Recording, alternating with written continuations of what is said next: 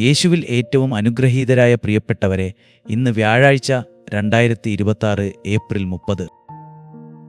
ഇന്ന് രാവിലെ ഈ പ്രാർത്ഥന കേൾക്കുന്ന പലരുടെയും ഹൃദയത്തിൽ ഒരു അടഞ്ഞ വാതിലിൻ്റെ ശബ്ദമുണ്ട്.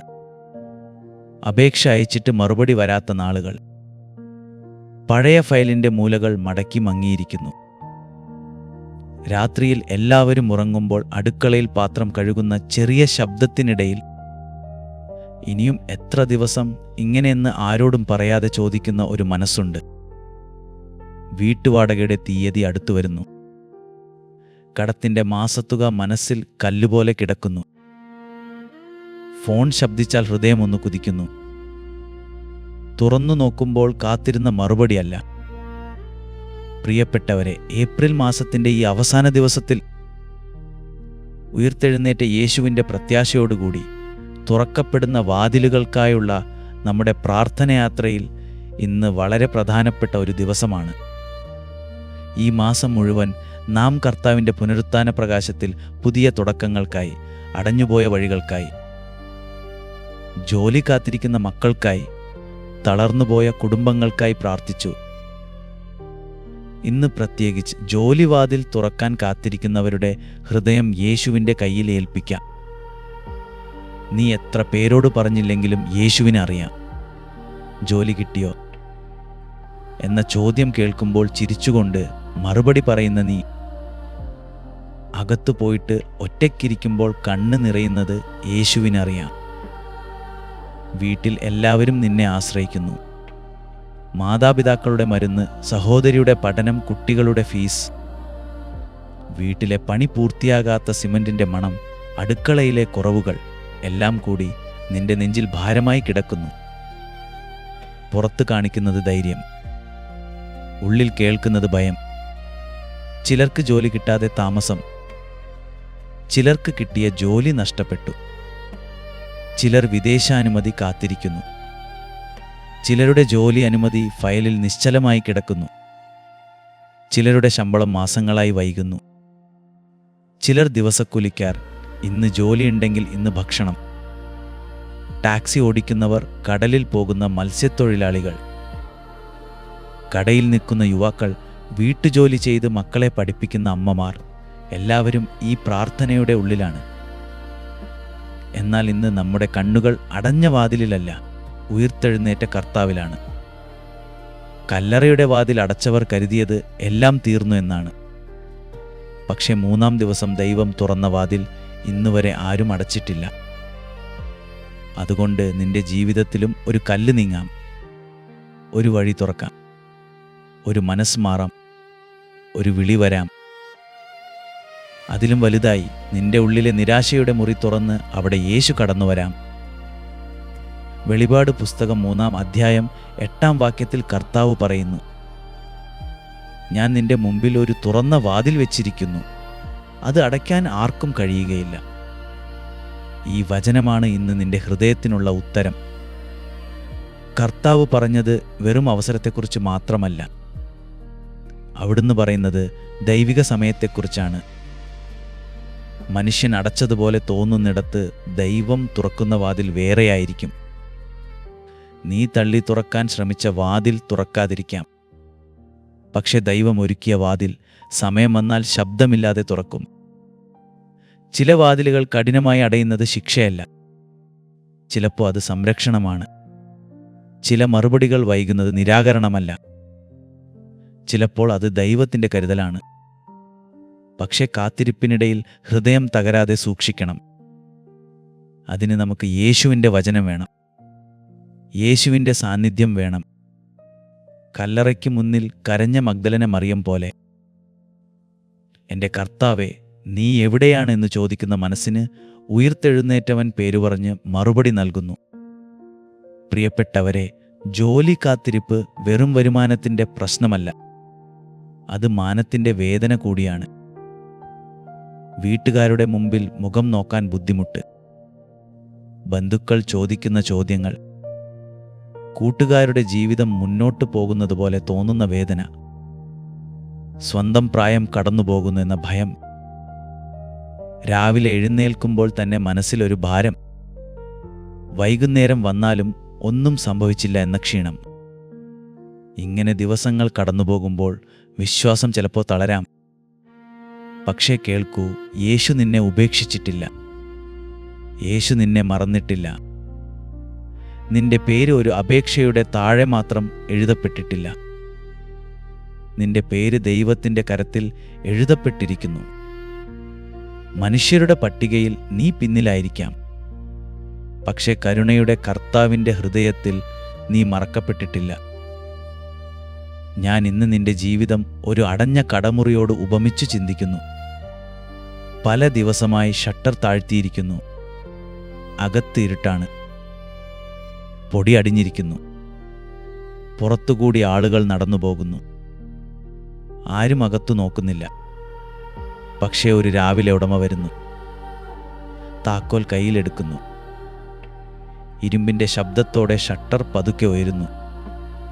ആദ്യം കയറുന്നത് കാറ്റാണ്, പിന്നെ വെളിച്ചം, പിന്നെ ജീവൻ. അതുപോലെ നിന്റെ മനസ്സിൻ്റെ അടഞ്ഞ ഭാഗങ്ങളിലും യേശു ഇന്ന് താക്കോൽ തൊടട്ടെ. നിന്റെ ഭാവിയുടെ മുറിയിൽ വെളിച്ചം കയറട്ടെ. ഒരു ചെറു സാക്ഷ്യം ഞാൻ ഇന്ന് ഓർക്കുന്നു. ഒരു യുവാവ് മാസങ്ങളോളം ജോലി കാത്തിരുന്നു. അവൻ്റെ ഫയൽ പഴകിപ്പോയിരുന്നു. പല അപേക്ഷകളും അയച്ചിരുന്നു. ഓരോ തവണയും അയക്കുന്നതിന് മുമ്പ് കുറച്ചു നേരം കൈ നിൽക്കും. ഇതും മറുപടിയില്ലാതെ പോകുമോ എന്ന പേടി. വീട്ടിൽ അമ്മ ചായ വയ്ക്കുമ്പോൾ അടുക്കളയിൽ പാത്രത്തിൻ്റെ ചെറിയ ശബ്ദം കേൾക്കും. ആ ശബ്ദത്തിനിടയിൽ അവൻ തൻ്റെ മുറിയിൽ നിശബ്ദമായിരിക്കും. അച്ഛൻ്റെ ശബ്ദം ക്ഷീണിച്ചു പോയിരുന്നു. വീട്ടിൽ ആരും അവനെ കുറ്റപ്പെടുത്തിയില്ല. പക്ഷേ അവൻ തന്നെ കുറ്റപ്പെടുത്തി. ഒരു ദിവസം രാവിലെ അവൻ തൻ്റെ സർട്ടിഫിക്കറ്റ് ഫയൽ കയ്യിൽ പിടിച്ച് യേശുവിൻ്റെ ചിത്രത്തിന് മുമ്പിലിരുന്നു. വലിയ വാക്കുകളൊന്നും പറഞ്ഞില്ല. കർത്താവേ, എൻ്റെ വാതിൽ നീ തുറക്കണം. തുറക്കാത്ത വാതിലിന് മുന്നിൽ ഞാൻ തകരാതിരിക്കാനും എന്നെ കാത്തുകൊള്ളുക എന്ന് മാത്രം പറഞ്ഞു. കുറച്ച് ദിവസങ്ങൾക്ക് ശേഷം ഒരു ചെറിയ ജോലിയിലേക്ക് വിളി വന്നു. വലിയ ശമ്പളമല്ല. ആദ്യ ശമ്പളം വളരെ ചെറുതായിരുന്നു. പക്ഷെ അവൻ പറഞ്ഞത് ഇതാണ്: എനിക്ക് ആദ്യം ലഭിച്ചത് ജോലിയല്ല, സമാധാനമാണ്. പിന്നെ പതുക്കെ വഴി തുറന്നു. ഇന്നുമെല്ലാം പൂർണ്ണമായി തീർന്നിട്ടില്ല. കടം മുഴുവനായി അടഞ്ഞിട്ടില്ല. പക്ഷേ വീട്ടിൽ പ്രത്യാശ തിരിച്ചു വന്നു. പ്രിയപ്പെട്ടവരെ, യേശു എല്ലായ്പ്പോഴും ആദ്യം പുറത്തുള്ള വാതിലല്ല തുറക്കുന്നത്. ചിലപ്പോൾ ആദ്യം ഉള്ളിലെ വാതിൽ തുറക്കും. ഭയമടച്ച വാതിൽ, ലജ്ജ അടച്ച വാതിൽ, നിരാശ അടച്ച വാതിൽ, ദൈവത്തോടുള്ള കോപം അടച്ച വാതിൽ. അവിടുന്ന് അതിനുള്ളിൽ കടന്നു വരുമ്പോൾ പുറത്തുള്ള കാത്തിരിപ്പിനെയും സഹിക്കാൻ പുതിയ കൃപ ലഭിക്കും.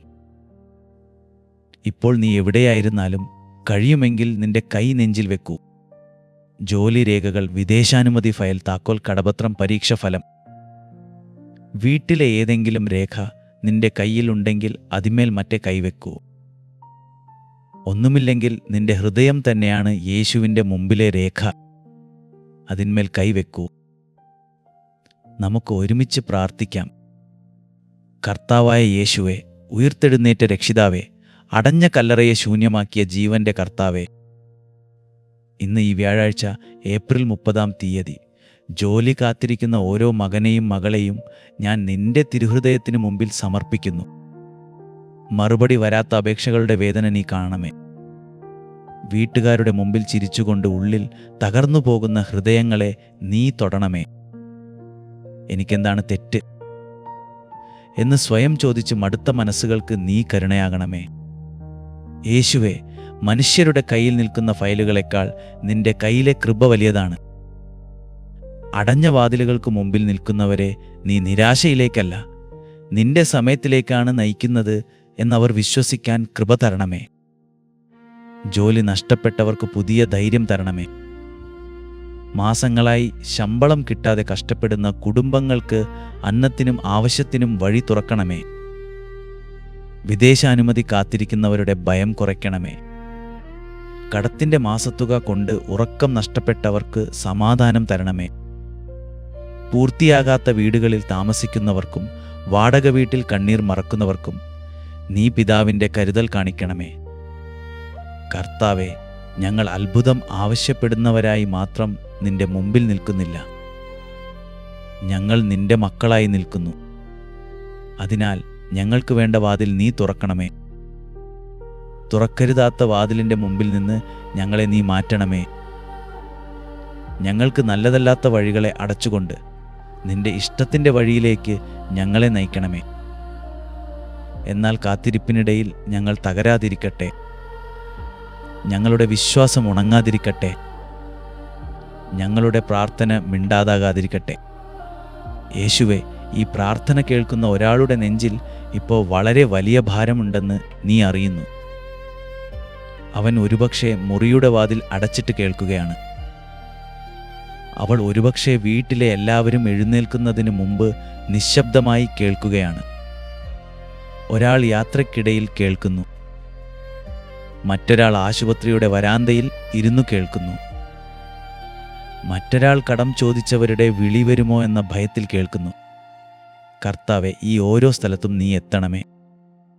നീ പത്രോസിനോട് ശൂന്യവല വീണ്ടും ഇടാൻ പറഞ്ഞ കർത്താവാണ്. നീ ലാസറിൻ്റെ കല്ലറയ്ക്ക് മുമ്പിൽ പുറത്തു വരിക എന്ന് വിളിച്ച കർത്താവാണ്. നീ എമ്മാവൂസിലെ വഴിയിൽ നിരാശരായ ശിഷ്യന്മാരോടൊപ്പം നടന്നുപോയ കർത്താവാണ്. ഇന്ന് ജോലി കാത്തിരിക്കുന്ന ഈ മക്കളോടൊപ്പം നീ നടക്കണമേ. അവരുടെ മേശപ്പുറത്തെ പഴയ ഫയലിന്മേലും അവരുടെ കിടക്കക്കരികിൽ വെച്ചിരിക്കുന്ന അപേക്ഷകളിന്മേലും അവരുടെ കണ്ണീരിൽ നനഞ്ഞ തലേണയിന്മേലും നിന്റെ കൃപ ഇറങ്ങണമേ. കർത്താവെ, അവരുടെ കുടുംബങ്ങളിൽ സമാധാനം വരട്ടെ. പരസ്പരം കുറ്റപ്പെടുത്തൽ കുറയട്ടെ. നീ ഇനിയും എന്തു ചെയ്തു എന്ന വാക്കുകൾക്ക് പകരം നാം ഒരുമിച്ച് പ്രാർത്ഥിക്കാം എന്ന കരുണയുള്ള വാക്കുകൾ ഉയരട്ടെ. മാതാപിതാക്കൾക്ക് ക്ഷമ തരണമേ. ഭാര്യമാർക്കും ഭർത്താക്കന്മാർക്കും മനസ്സിലാക്കൽ തരണമേ. മക്കൾക്ക് പ്രത്യാശ തരണമേ. ഈ കാത്തിരിപ്പ് കുടുംബത്തെ തകർക്കാതെ കുടുംബത്തെ ദൈവത്തോട് അടുത്തുകൊണ്ടുവരട്ടെ. പരിശുദ്ധ അമ്മേ, കാനായിലെ വിവാഹത്തിൽ കുറവ് കണ്ടപ്പോൾ നീ യേശുവിനോട് പറഞ്ഞല്ലോ, ഇന്നും ഈ വീടുകളുടെ കുറവ് നീ കാണണമേ. അടുക്കളയിലെ കുറവ്, പണത്തിൻ്റെ കുറവ്, ധൈര്യത്തിൻ്റെ കുറവ്, സമാധാനത്തിൻ്റെ കുറവ് എല്ലാം നിന്റെ പുത്രനായ യേശുവിൻ്റെ മുമ്പിൽ സമർപ്പിക്കണമേ. അവൻ നിങ്ങളോട് പറയുന്നതെല്ലാം ചെയ്യുക എന്ന അമ്മയുടെ വാക്ക് ഈ വീടുകളിൽ വീണ്ടും മുഴങ്ങട്ടെ. ഇപ്പോൾ നമുക്ക് എല്ലാവരും ഹൃദയത്തിൽ ഒരേ വചനവാക്യം ആവർത്തിക്കാം. കർത്താവെ, നീ എൻ്റെ മുമ്പിൽ തുറന്ന വാതിൽ വെച്ചിരിക്കുന്നു. വീണ്ടും പറയൂ. കർത്താവെ, നീ എൻ്റെ മുമ്പിൽ തുറന്ന വാതിൽ വെച്ചിരിക്കുന്നു. ഇനിയും ഒരിക്കൽ നിന്റെ കണ്ണുകൾ നിറഞ്ഞാലും പ്രശ്നമില്ല. കർത്താവെ, നീ എൻ്റെ മുമ്പിൽ തുറന്ന വാതിൽ വെച്ചിരിക്കുന്നു.